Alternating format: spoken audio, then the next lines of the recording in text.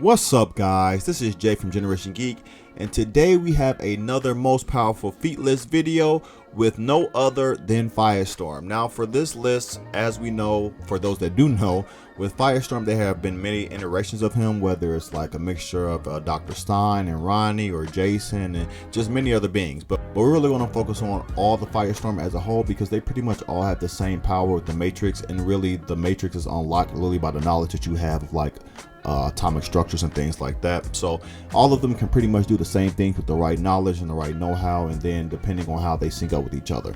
But we are going to get into that list. As always, if you guys are new here, please like, share, and subscribe and join the Geek fam. We would love to have you. Now, first off, I remember seeing Firestorm for the first time as a kid in the old Super Friends cartoons that my dad used to have me watch. And I remember like watching them with my brother, and I'm like, yo, is this guy God or something? Because Firestorm used to do some of the craziest stuff. Like, I've seen this man create airplanes out of thin air, like turn buildings into fans and stuff like that. I'm like, bro, what is his limits? And of course, as I grew, obviously in my knowledge of comics, I learned that Firestorm had a few weaknesses. The biggest one being his psyche. When the people that make the Firestorm Matrix, or when they come together, like Dr. Stein or Ronnie or Jason, anybody, if they are not obviously like coexisting properly with each other, they have these difficulties of performing. I know that sounds like some type of weird, like sex ad or something like that, but they have a problem, working together and performing their powers and stuff like that, whether it's changing things, air into water or bullets into freaking brooms or whatever they may do. They have these difficulties in battle. That's kind of the good mix of having the weaknesses that they have to be in sync and have to be one to operate at their full potential, as well as not being able to affect organic matter. And when I say affected, I just mean as far as like the transmutation. Of course, they can like start fires and stuff like that, and then people can be burned from the fires that they do start, or frozen by the ice that they create around them, but they can actually like turn your flesh into gold. Like, they don't have that type of atomic control over organic matter. For like instance, Killer Frost, whenever they would fight Killer Frost, they had a hard time going against her ice powers because she couldn't encase them. And you're like, oh, they just blast out of it, but they can't, simply because her ice has an organic component to her power, so they can't just blast out of the ice like you would think they can. So it kind of puts a limit to a god tier being, which of course Firestorm is a god tier entity within itself. So much so, in which we'll see in these feat lists, he has a lot of speaking feats where characters are speaking upon them. And for the first instance, I'll break up Dr. Manhattan, where he brings up the creation of Firestorm with Ronnie and Dr. Stein, and he says that Firestorm is probably one of the most powerful beings that he has ever encountered when he came into the DC universe and stuff, with all the rebirth stuff, that Firestorm was probably the most powerful being that he had ran into. Then you have like scans from his dad, in which he says that he believes that Firestorm is probably even more powerful than Superman, which obviously with transmutation, how could he not be?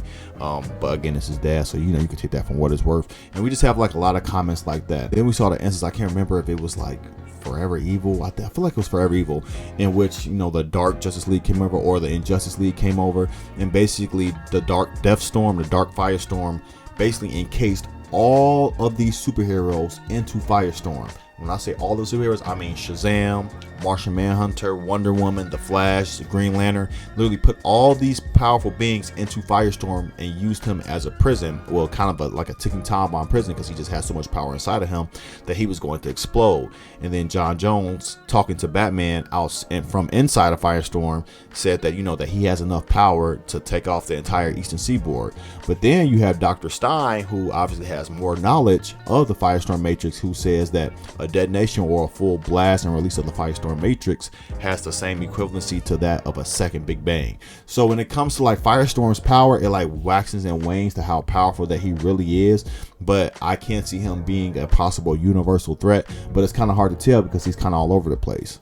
And then when it comes to striking, like I would never put Firestorm on the same level of someone like Superman. Like, we've had scans of him be able to fight against super strong beings like other Firestorms, but again, that's debatable. But we saw him go against Major Force, and we know how powerful that Captain Atom is, and Major Force just being able to have the power of just the quantum field and all the things that it can do. So he was able to go, hand to hand with Major Force and things like that, and other heroes from time to time. He's been shown capable of like lifting ships and stuff like that, but it's really hard to gauge his strength. I would not put him on the level of a Superman. I mean, it's pretty much nobody as strong as Superman, a being that can literally lift infinite pages of a book or universes and all the crazy stuff Superman has done over the years. But I do believe that Firestorm has very formidable strength from things that we can see, obviously, like punching, little things like lockers and denting metal and stuff like that. So we know that Firestorm is strong. We just don't know the upper limits of his strength. And then we have his energy projection. Obviously, he's able to shoot extremely powerful blast of atomic energy. He is the nuclear man after all. I would put him, as far as energy projection, he's possibly up there with Captain Atom. But then, of course, with the video Captain Atom, he has that whole quantum field thing, and we saw how far Captain Atom can go. And I believe that Ronnie has the same capabilities. They're kind of similar in a lot of ways, but different because the organic thing. But I definitely believe they probably are on par power at peak potential. I can see Firestorm being that strong. We've seen him like transmutate helicopters and all types of different things. He has the ability to phase like Martian Manhunter. He can control his density. He can make himself heavier, or he can make himself obviously light as paper, or even pass through things. He can create kryptonite. He can make titanium. He can make pillows from water. Like, there is literally no limit to what he can do. As long as it is inorganic, Firestorm can do it if he knows the equations to do it. And that's when, Dr. Stein comes in, because he has the knowledge of all of these different elements, or somebody like Jason, who's like a young savant who has all this knowledge of just science and things like that, which makes him compatible with somebody like Ronnie, who has the physical capabilities to keep up and things like that. So you just have these different parts that come together to make Firestorm so compatible, but it always takes more than one.